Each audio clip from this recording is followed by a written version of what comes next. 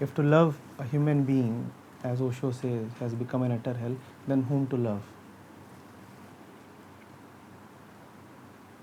What do you mean by loving a human being? All of us are human beings here. Hmm?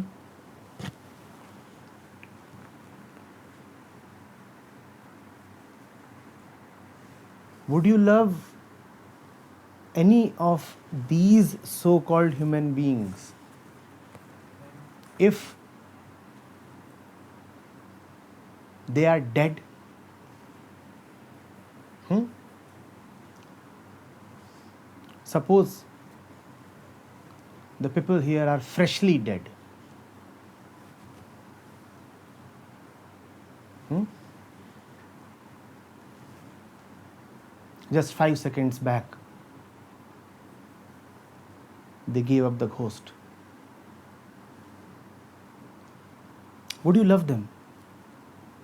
Why not? The body is still warm. They look exactly the same as they looked while they were alive. They are wearing clothes, they are not stinking. And if they are stinking only as much as they always do. Nothing has changed in the body. Why won't you love them? Why do you go and bury or burn even your loved ones the moment they are dead? Why?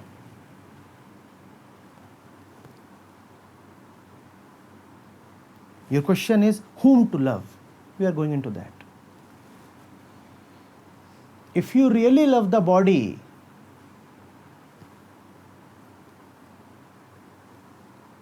would you continue being with your loved one if ways to preserve the body after death are found? Some people do that. They are called psychopaths. Sometimes you do get news of such happenings. The wife died and the person has been preserving the body.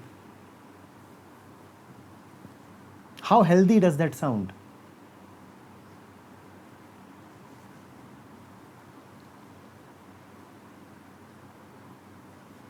What do you mean by loving a human being? I want to understand. Maybe there is someone to save. Hmm? If he is alive or she is alive, then What do you mean by life? For sure, you are not going to love a dead body. You'll have to be exceptionally adventurous to do that. Some people try that. When nothing else stimulates them, excites them, then they try this kind of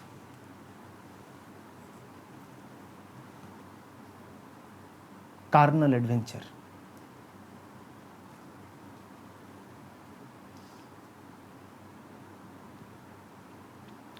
If it is not the body that you love, what do you love? What do you mean by a living human being? You said one loves the other person when he has life.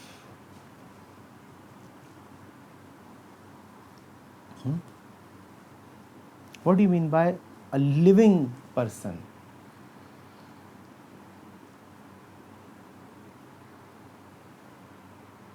different person can help us in day-to-day work. Maybe there is someone to share our thoughts with. You say you love a living person because he can help you in day-to-day work. How does your 1-month-old baby help you in your day-to-day work? And don't you love the baby? Very much. So does the baby come to buy groceries with you? Does he clean up the house for you? 1-month-old baby? Does he drive your car?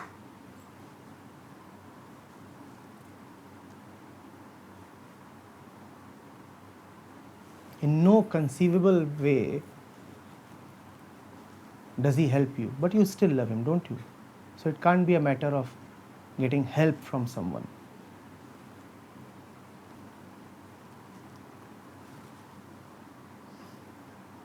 You love the other person while he is conscious, right? Even if the body is alive and he loses consciousness or his consciousness is distorted, does your love remain the same? Because consciousness is the entire personality of the other one. If it gets disfigured, does your love remain the same?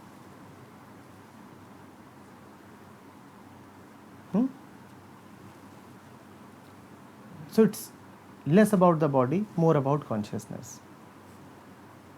There is something about consciousness that attracts you.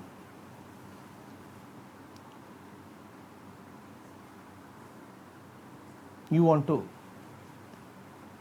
call it the life force, you want to call it prana, whatever you might call it, that is what you are attracted to.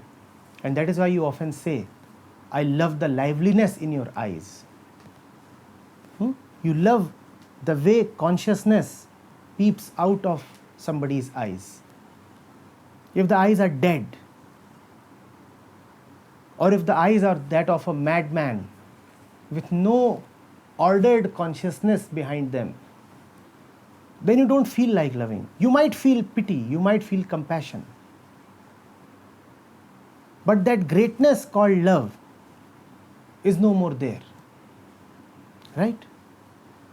Do you love the flesh called the eyes, or do you love the sparkle in the eyes? Do you love these hollows called the eyes, or do you love the light that shines through these hollows? Do you love the window, or do you love the sun shining through the window? Do you love the window, or do you love the sky that shows through the window? So even when you say that, darling, I love your eyes, you are actually loving the sun and the sky behind the eyes. The eyes are just windows. Right?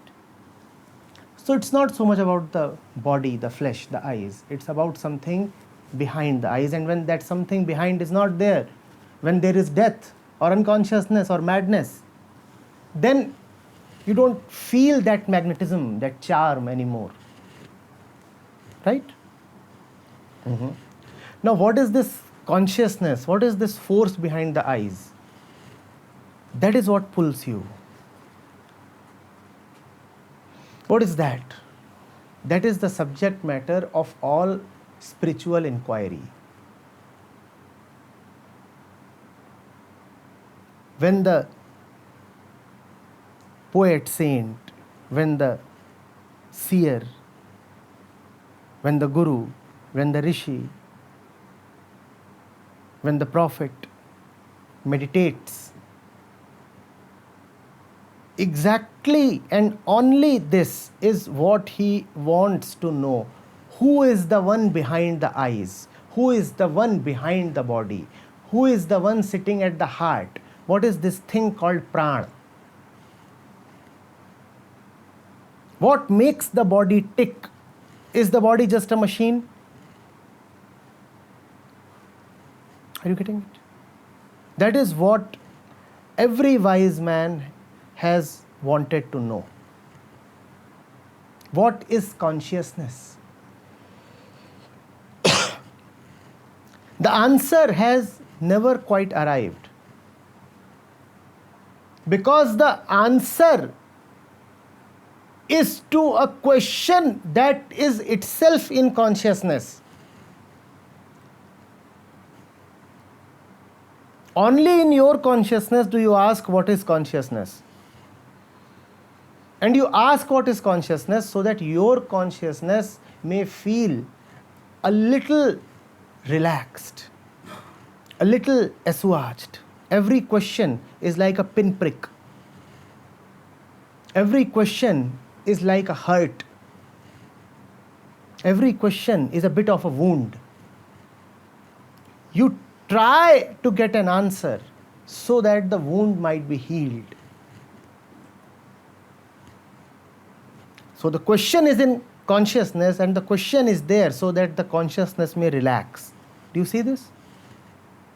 The question is in consciousness, the question is itself in the form of a disturbance of consciousness, and the disturbance exists so that the disturbance may relax. The question exists so that the answer may solve the problem. The answer doesn't quite arrive. But if one is a little meditative, if one is attentive, one gets to see that if all that I want is relaxation and freedom from the question, then why not be directly free? Why not just ask to be free rather than ask for an answer? So one then gets to know that just as one discovered that one likes the consciousness behind the body, similarly, what consciousness itself likes is its own relaxation. Higher than the body's consciousness and higher than consciousness is the relaxation of consciousness. Those who love body must discover that they actually love consciousness. And those who are in love with consciousness, to be in love with consciousness means to be in love with the mind. And those who love consciousness must discover that what they actually love is a deep stillness, a silence behind consciousness. Finally, it is that silence that is the most lovable. Finally, it is that silence that enarmors you. You are madly in love with that final stillness. But because you are not penetrative enough, so you keep thinking that you are in love with a superficial body. If you will look at it a little closely, it will be easy to discover that it is not the body that you love. And if you love thoughts, intellect, consciousness,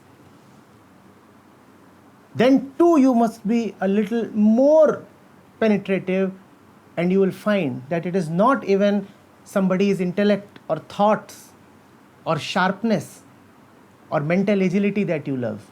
It is only his stillness that you are so crazily in love with. Are you getting it? That stillness, that silence is the finality. Body is all right as long as it is a manifestation of consciousness. As long as you love the body because the body is a physical manifestation of the mind, it is all right. The body is lovable if you can see that body is nothing but the mind in expansion, the mind as material. Then body is lovable. And the mind is lovable as long as you can see that the mind is nothing but the center, the stillness, the silence in expression, in manifestation. The mind is an expression of the source, and the body is an expression of the mind. Then the mind and the body both are lovable. When you are in love with the source, then the mind is lovely. When the mind is lovely, then the body is lovely. But if you are a body lover without knowing consciousness, then life is hell. And if you are a mind lover without knowing the base, the source of mind, then again life is hell.